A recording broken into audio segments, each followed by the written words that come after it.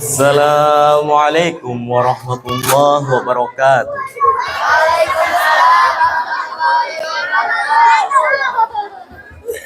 Yang terhormat Bapak Ketua DKM Musholah Ana 2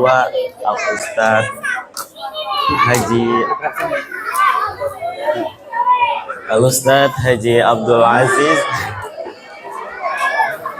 yang sama-sama kita hormati guru-guru kita,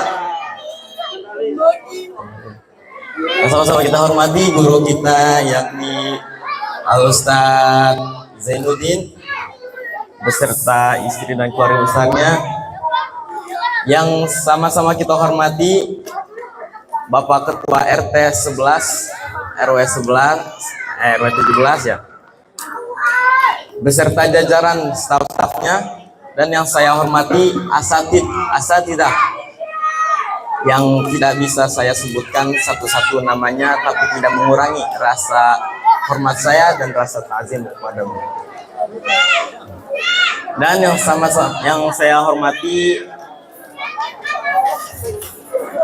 keluarga saya dan nenek saya serta guru-guru saya yang telah mensupport saya hingga saya berdiri di acara pada malam hari ini.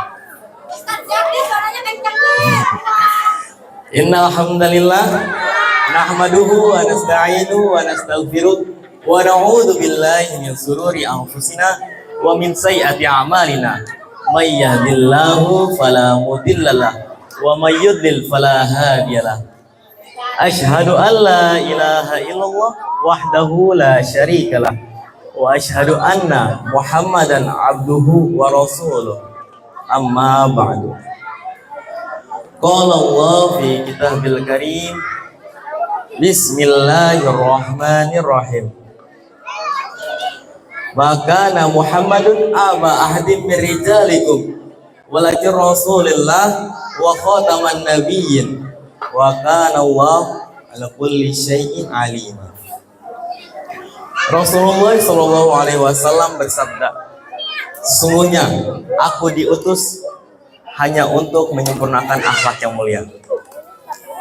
Baiklah, awal yang semestinya kita awalkan, marilah kita kedepankan, yakni rasa syukur kita kepada kehadirat Allah Rabbul Jalil, Tuhan semesta alam, yang telah memberikan kita beribu-ribu nikmat, dari yang terkecil hingga yang terbesar, dari mulai kita bangun tidur bahkan sampai kita tidur kembali, dan dalam tidur itu sendiri Allah hanya minta satu, apa itu?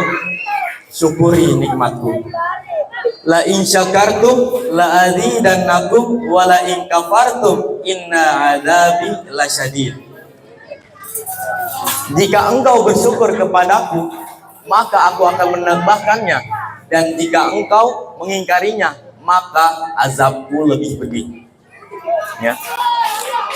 Salawat serta salam semoga tetap tercurah limpahkan kepada baginda alam, jaksa termulia, pelopor Islam, penegak kebenaran, penebas kebatilan, habibina wa syafi'ina wa maulana Muhammad sallallahu alaihi wasallam. Mana ini suaranya? Masa salawat pada Nabi? Enggak. Habibina wa syafi'ina wa maulana Muhammad sallallahu alaihi wasallam. Beliau yang telah membawa kita dari zaman kegelapan hingga zaman terang benderang, dari zaman jahiliyah hingga zaman Islamiyah, dari zaman kakek-kakek naik onta hingga zaman kakek-kakek naik mobil Toyota. Baik, dalam kesempatan kali ini izinkan saya menyampaikan sepatah dua patah kata mengenai sosok termulia sealam dunia ini. Tahun kelahiran Nabi Muhammad Sallallahu Alaihi Wasallam sering kita kenal dengan nama Tahun Gajah. Mengapa disebut Tahun Gajah? Lantaran menjelang kelahiran Nabi datang penyerbuan pasukan gajah oleh Raja Abraham. Mereka datang untuk menghancurkan Ka'bah. Ya. Dan pada saat itu terjadi pada tanggal 12 Rabiul Awal tahun 571 Masehi. Nah, jika kita membicarakan tentang sosok Nabi Muhammad, ada dua hal yang sangat kita kenal. Yang pertama adalah pribadi beliau, yang kedua adalah ajaran-ajaran beliau, yaitu agama Islam. Dan jika kita membicarakan pribadi beliau, tentunya pribadi Nabi Muhammad SAW adalah pribadi yang serba terbaik akhlaknya, terjujur orangnya, dan terberat perjuangannya. Pokoknya beliau adalah sosok yang terbaik, terhebat, terjujur, terberat perjuangannya. Bapak Ibu hadirin yang dirahmati Allah,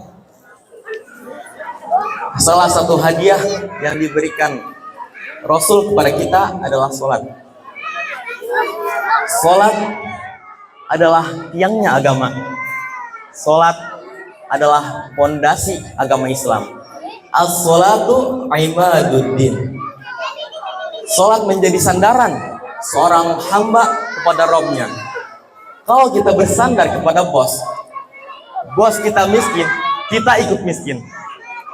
Kalau kita bersandar kepada jenderalnya pensiun, kita ikut pensiun. Dan jika kita bersandar kepada pengusahanya bangkrut, kita ikut bangkrut. Tapi jika kita bersandar kepada Allah, Allah tidak pernah bangkrut, Allah tidak pernah miskin, Allah tidak pernah pensiun. Maka sandarkanlah segala apapun kepadanya, dan libatkanlah Allah dalam setiap urusan agar kita mendapatkan keberkahannya. Amin amin ya robbal alamin.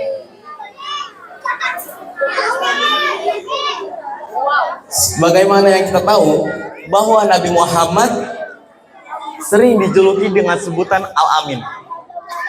Apa arti Al-Amin? Al-Amin artinya dapat dipercaya. Itu adalah sebuah gelar yang menunjukkan diakui kejujuran beliau oleh masyarakat saat itu. Kita harus melakukan dan menerapkan kejujuran di lingkup sosial kita, sebagaimana yang telah diajarkan beliau dan yang telah diceritakan dalam surat Al-Quran. Bismillahirrahmanirrahim. Laqad kana fi rasulillahi uswatun hasanah liman kana yarjullaha wal yaumul akhir wa dzakarallaha katsiran. Sungguhnya telah ada pada diri Rasulullah suri tauladan bagimu, yaitu bagi orang-orang yang mengharapkan rahmat Allah dan kedatangan hari kiamat, dan dia banyak menyebut nama Allah. Tentunya mendapatkan gelar Al-Amin menjadi sanjungan tersendiri seorang muslim. Jujur dan perilaku terpuji lainnya harus kita tiru, karena kejujuran merupakan salah satu sikap yang langsung dicontohkan oleh Rasulullah Shallallahu Alaihi Wasallam. Ada suatu cerita mengenai kejujuran pada tahun pada zaman dahulu lah, ya. Ada seorang pemuda datang kepada Rasulullah. Ya Rasulullah, sesungguhnya aku ingin masuk Islam, tapi aku ini pendosa berat. Aku sering mencuri. Namun apa kata Rasulullah? Hal tu'ahiduni ala tarkil kadhib? Apakah engkau berjanji untuk meninggalkan kebohongan? Pemuda yang mendengar perjanjian itu langsung menyetujuinya. Ya Rasul, saya berjanji kepadamu untuk meninggalkan kebohongan. Dan setelah dibaiatnya pemuda itu, setelah mengucapkan 2 kalimat syahadat, dia ngomong dalam hatinya, ini Rasul serius ngasih perjanjian ke saya cuma ninggalin kebohongan. Padahal saya ini pendosa berat. Nah, beberapa hari berlangsung, pemuda itu hendak melakukan perbuatan buruknya itu, yaitu dia melihat cincin di rumah seseorang dan ingin mencurinya. Nah, sampai di belakang rumah orang tersebut, si pemuda mikir, jika saya mau mencuri dan Rasulullah bertanya kepada saya, apa yang akan saya jawab? Jika saya menjawab iya, saya pasti akan dihukum. Saya pasti dipotong tangannya nih. Tapi jika saya berjawab tidak, saya berbohong dong. Nah, pikiran itu yang membuat pemuda itu kebingungan. Gimana ya? Mau diambil nggak nih cincinnya? Masa kalau saya ambil, saya kehilangan tangan. Buat apa cincinnya? Udahlah, mendingan saya tinggalin aja tuh, daripada nanti ditanya-tanya kan sama Rasulullah. Sampai saat itu, pemuda itu menjadi salah satu pemuda yang memimpin agama.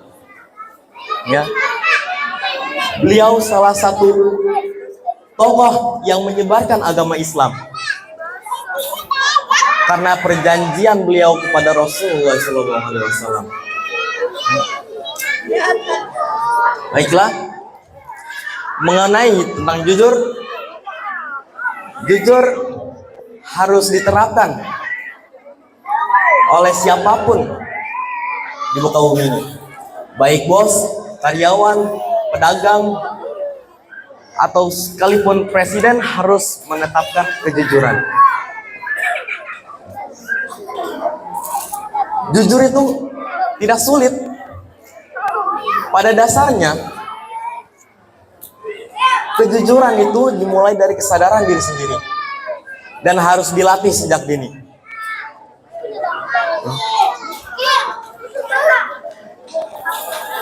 Coba, kalau kita berbohong saat ditanya, akan menambahkan masalah yang baru lagi nantinya. Jika kita berjujur, udah, masalah cuman berhenti sampai situ saja. Jadi kita harus jujur dan meninggalkan kebohongan. Dan kita harus mengucapkan yang benar dikatakan benar, yang salah dikatakan salah. Tidak menutup-nutupi suatu hal yang tertentu. Oke? Sebelum saya mengakhiri acara ini, saya meminta maaf jika ada kekurangan dan kesalahan yang telah saya ucapkan atau saya perbuat, dan jika ada kelebihan, itu semua dari Allah Ta'ala. Baiklah, mungkin cukup sampai sini karena memang sudah malam. Wassalamualaikum warahmatullahi wabarakatuh.